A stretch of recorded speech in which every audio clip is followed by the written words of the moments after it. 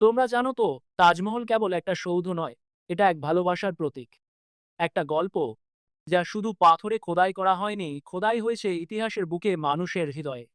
আজও যখন কেউ তাজমহল দেখতে যায়, সে শুধু মার্বেলের সৌন্দর্য দেখে না, দেখে এক রাজা ও রানীর অপূর্ণ ভালোবাসার প্রতিচ্ছবি।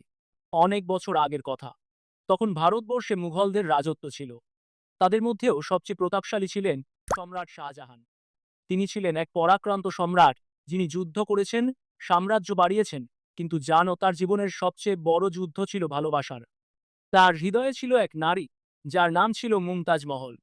তাদের প্রথম দেখা হয়েছিল যখন শাহজাহান তখনও যুবরাজ খুররম একদিন দিল্লির রাজপ্রাসাদে এক কুমারীকে দেখে তার চোখ আটকে গেল।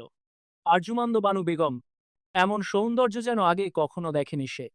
মেয়েটির চোখে ছিল এক অদ্ভুত মায়া, একবার তাকালে মন হারিয়ে যায়। শাহজাহান বুঝে গেলেন, এই তার ভবিষ্যৎ, এই তার ভালোবাসা। কিন্তু রাজপরিবারে প্রেম সহজ নয়, অনেক নিয়ম, অনেক বাধা। তারপরও সব প্রতিকূলতা পেরিয়ে ১৬১২ সালে তারা বিয়ে করলেন। আর সেই আরজুমান্দ হয়ে গেলেন মুমতাজ মহল, সম্রাটের হৃদয়ের রানী। শুধু রানী না, সে ছিল শাহজাহানের ছায়া। শাহজাহান যখন যুদ্ধক্ষেত্রে, তখনও মুমতাজ থাকতেন তার পাশে। রাজ্যের প্রতিটি সিদ্ধান্তে তার মতামত থাকত। ভালোবাসা বলতে যা বোঝায়, তার প্রতিটা রূপ ছিল তাদের মাঝে। কিন্তু সুখ চিরস্থায়ী হয় না, তাই না?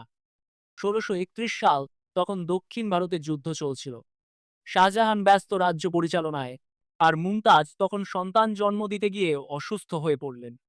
তুমি ভাবতে পারো, রাজ্যে সবকিছু আছে, ক্ষমতা আছে, ঐশ্বর্য আছে, কিন্তু একজন প্রিয় মানুষের জীবন যখন হাতের বাইরে চলে যাচ্ছে, তখন কিছুই অর্থ রাখে না। মুমতাজ তখন নিস্তেজ হয়ে শুয়ে আছে। তার ঠোঁট শুকিয়ে গেছে, চোখের মায়া যেন নিভে আসছে। শাহজাহান তার হাত ধরে বললেন, মুমতাজ, আমি তোমাকে কিছুতেই হারাতে পারি না। মুমতাজ তখন ফিসফিস করে বলল, আমার স্মৃতিকে ধরে রেখো। এই কথাটা বলেই সে চিরতরে চোখ বন্ধ করল। শাহজাহান যেন বোবা হয়ে গেলেন। রাজ্যের সমস্ত কোলাহল যেন মুহূর্তেই স্তব্ধ হয়ে গেল। এরপর কি হলো? এরপর শুরু হলো ইতিহাস। শাহজাহান সিদ্ধান্ত নিলেন, তিনি এমন কিছু তৈরি করবেন যা শুধু এক সমাধি হবে না, হবে এক অমর ভালোবাসার প্রতীক। বিশ্বের সেরা স্থপতিদের ডাকা হলো। পারস্য, তুরস্ক ও মধ্য এশিয়া থেকে এলো কারিগর। রাজস্থানের মকরানা, আফগানিস্তান, এমনকি আরব দেশ থেকেও আনা হলো বিশেষ মার্বেল পাথর। ২২ বছর ধরে ২০,০০০ শ্রমিক দিনরাত কাজ করল। ধীরে ধীরে তৈরি হলো এক বিস্ময়, তাজমহল। তুমি কখনো সূর্যোদয়ের সময় তাজমহল দেখেছ? সকালের আলোয় সেটা হালকা গোলাপি হয়, সন্ধ্যার সময় কমলা, আর রাতের বেলায় পূর্ণিমার রাতে তাজমহল যেন জ্যোৎস্নায় স্নান করে। তখন মনে হয় এটা বাস্তব কিছু নয়, কোনো স্বপ্ন। কিন্তু শাহজাহানের জন্য এই স্বপ্নই বাস্তব ছিল। তিনি জানতেন মুমতাজের দেহ এখানে শুয়ে আছে, কিন্তু সে নেই। তবুও তিনি প্রতিদিন তাজমহলের দিকে তাকিয়ে থাকতেন, যেন প্রতিবার সে ফিরে আসবে। কিন্তু ভাগ্যের নিষ্ঠুর পরিহাস এখানেই শেষ হয়নি। তার নিজের ছেলে আওরঙ্গজেব তাকে বন্দী করল আগ্রার দুর্গে।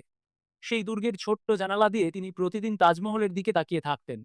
শুধু তাকিয়ে থাকতেন, কিছুই করার ছিল না। তিনি জানতেন একদিন তাকেও এই সৌধের ভেতরে শুইয়ে দেওয়া হবে। সেই দিন এলো।